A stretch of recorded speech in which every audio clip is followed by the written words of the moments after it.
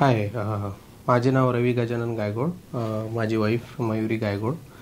So सगळ्यात आधी सह्याद्री हॉस्पिटलचे काही फीडबॅक देण्याआधी मला मनीषा कुलकर्णी मॅडम जे गायनेकोलॉजिस्ट इथे वर्किंग आहेत त्यांचे काही फीडबॅक आणि रिव्ह्यूज द्यायचे आहेत. तर आम्हाला एक गुगल रिव्ह्यूज थ्रू मॅमशी कॉन्टॅक्ट भेटला होता.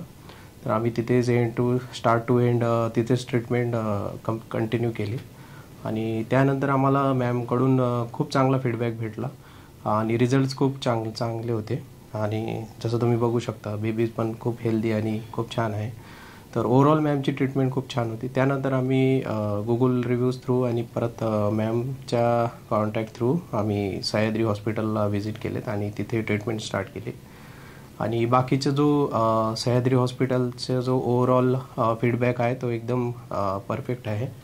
तिथला स्टाफ, नर्सिंग स्टाफ आणि डॉक्टर्स वगैरे आणि कोऑर्डिनेटर्स हे खूप कोऑपरेटिव्ह आहेत. ज्या काही आम्हाला प्रॉब्लेम्स मध्ये येत होते त्यांना खूप चांगल्या प्रकारे त्यांनी आम्हाला फीडबॅक दिला आणि खूप कोऑपरेटिव्ह सगळा स्टाफ आहे. तर बाकीचं ओव्हरऑल डिटेल्स माझी वाईफ सांगू शकेल तुम्हाला. मला पर्सनली हे सांगायचं आहे की मला OTमध्ये जायच्या आधी खूप भीती वाटली होती.